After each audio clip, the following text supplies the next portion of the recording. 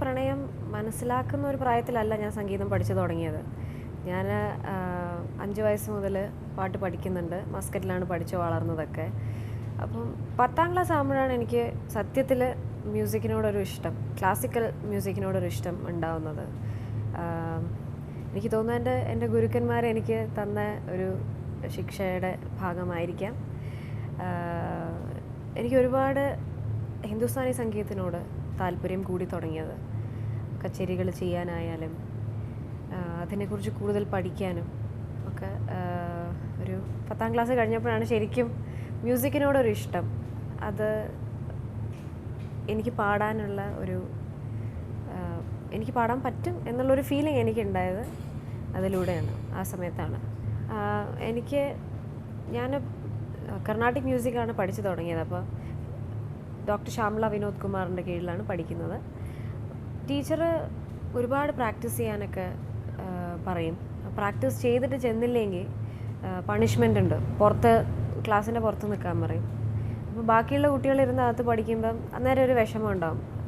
അതൊക്കെ ശരിക്കും പ്രാക്ടീസ് ചെയ്യാൻ എനിക്ക് ഒരു പ്രചോദനമായിട്ടുണ്ട്.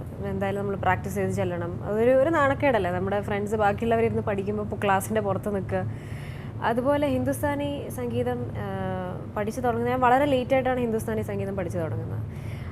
എൻ്റെ ഗുരുജി കർണാട്ടിക് മ്യൂസിക് ടീച്ചറുടെയും കൂടി ഗുരുജിയാണ് ഹിന്ദുസ്ഥാനി പഠിപ്പിക്കുന്നത്. അപ്പോൾ അദ്ദേഹം എനിക്ക് തന്ന ആ ഒരു കോൺഫിഡൻസ് ലെവലുണ്ട്. എന്നുവെച്ചാൽ ഞാൻ പാടുമ്പോൾ അദ്ദേഹം എന്നെ കറക്റ്റ് ചെയ്യുന്നതിന് പകരം അദ്ദേഹം കേട്ട് പാടിക്കോളൂ എന്ന് പറഞ്ഞിട്ട് ഒരു കോൺഫിഡൻസ് ലെവൽ ബിൽഡപ്പ് ചെയ്ത് തന്നിരുന്നു. അപ്പോൾ ആ കോൺഫിഡൻസ് ആണ് ശരിക്കും എനിക്ക് സ്റ്റേജിലൊരു ധൈര്യം പകർന്നത്. ക്ലാസിക്കൽ ചെയ്യണം, അതിനെ പേടിക്കരുത്, ആ സംഗീതത്തിന് നമ്മൾ പേടിക്കരുത്. പൊതുവേ ക്ലാസിക്കൽ പാടാൻ എല്ലാവർക്കും ഒരു ഭയം, ഒരു പേടിയാണ്. ആ പേടി എനിക്കില്ലാതെ ആക്കി തന്നത് എൻ്റെ ഗുരുക്കന്മാർ തന്നെയാണ്. അത് പറയാതെ വയ്യ. പിന്നെ അതിനോടുള്ള ഇഷ്ടം, അവർ കറക്റ്റ് ചെയ്യുമെങ്കിലും കറക്റ്റ് ചെയ്തു തരുന്നു. ഇപ്പം എന്തും നമ്മൾ പഠിക്കുമ്പോൾ, സ്കൂളിൽ പഠിക്കുമ്പോഴായാലും ഏത് കാര്യം പഠിക്കുമ്പോഴും നമ്മളെ പഠിപ്പിക്കുന്നതിൻ്റെ ഒരു രീതിയുണ്ട്. അത് നമ്മൾ എത്ര ഇഷ്ടത്തോടെ പഠിപ്പിക്കുന്നു അപ്പോഴാണ് നമ്മുടെ ഇഷ്ടം ആ സംഗതിയോട് കൂടുന്നത്. അപ്പം തീർച്ചയായിട്ടും അത് കാരണമായിരിക്കണം എനിക്ക് ആ ഹിന്ദുസ്ഥാനി സംഗീതത്തോട് ഒരു ഇൻക്ലിനേഷൻ വരാനുള്ള ഒരു കാരണം. എനിക്ക് പലപ്പോഴും തോന്നിയിരിക്കുന്നത്, ഞാൻ ക്ലാസിക്കൽ കർണാട്ടിക് കച്ചേരി എന്ന് പറയാൻ പറ്റില്ല, ഞാൻ കർണാട്ടിക് സ്റ്റൈലിലുള്ള പാട്ടുകൾ പാടുമ്പോൾ എനിക്ക് ഒരുപാട് അപ്രിസിയേഷൻ കിട്ടിയിട്ടുണ്ട്. എൻ്റെ അടുത്ത് പലപ്പോഴും ആൾക്കാർ പറയാറുണ്ട്, ഈ തരത്തിലുള്ള പാട്ടുകൾ മഞ്ജരിക്ക് ചേരും, ഈ സ്റ്റൈല് ചേരും, ഇത് കേൾക്കാനാണ് എനിക്കിഷ്ടം. പക്ഷെ ഞാൻ ഹിന്ദുസ്ഥാനി പാടുമ്പോൾ എൻ്റെ അടുത്ത് പറയും, ഹിന്ദുസ്ഥാനി ഇതാണ് കൂടുതൽ ഭംഗി, ഇതാണ് കേൾക്കാൻ. അപ്പോൾ എനിക്കങ്ങനെ ഒരു എന്താ പറയുക, ഞാൻ ഇത് മാത്രമേ പാടുള്ളൂ, അല്ലെങ്കിൽ ഹിന്ദുസ്ഥാനിയാണെല്ലാം, അല്ലെങ്കിൽ കർണാട്ടിക് ആണെല്ലാം, അതിൻ്റെതായ ഒരു ശുദ്ധത ഉണ്ട്. അത് അതിൻ്റെ വാല്യൂ അതിന് ഉണ്ട്. അത് നമ്മൾ എത്രത്തോളം റിയലൈസ് ചെയ്യുന്നു അത്രത്തോളം നമുക്ക് ആ സംഗീതത്തോട് അത് പഠിക്കാനും ആ ഒരു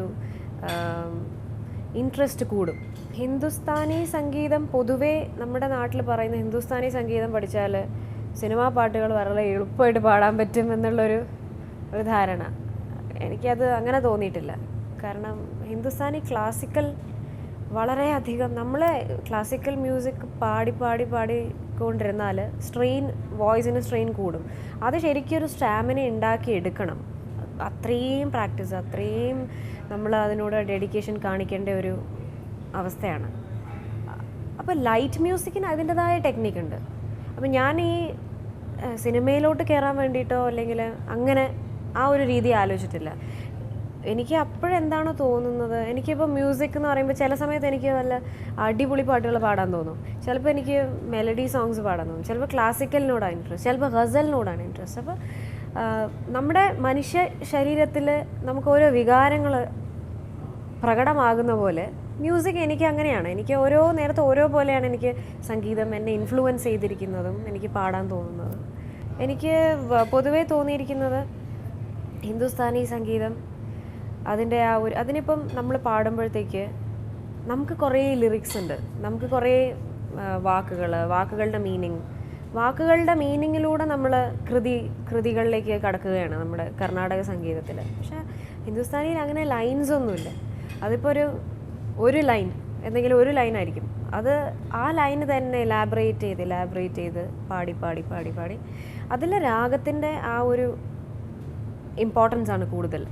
ഇപ്പോൾ സേ ഫോർ എക്സാമ്പിൾ ഒരു പ്രാവശ്യം ഞാൻ കേട്ട ഒരു എക്സ്പീരിയൻസ്, ഭീംസേൻ ജോഷി സാഹബ്, അദ്ദേഹം ഒരു കച്ചേരിക്ക് പാടാൻ വേണ്ടിയിട്ട് ഇരിക്കുകയാണ്. പാടി ഏകദേശം തീരാറായപ്പോഴത്തേക്കും ഒരു രസികൻ അവിടെ നിന്ന് റിക്വസ്റ്റ് ചെയ്തു, ഇന്ന രാഗം പാടാമോ?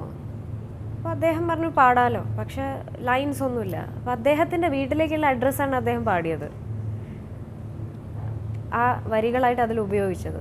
അപ്പോൾ വരികൾക്ക് അതിൽ പ്രാധാന്യം ഇല്ല, കുറവാണെന്ന് പറയാം. അതിന് കൂടുതൽ ഭാവമാണ് ആ ഒരു സംഗീതം. കർണാടക സംഗീതത്തിൽ കുറേ ചിട്ടകളുണ്ട്, അതേപോലെ ചിട്ടകൾ ഹിന്ദുസ്ഥാനിയിലും ഉണ്ട്.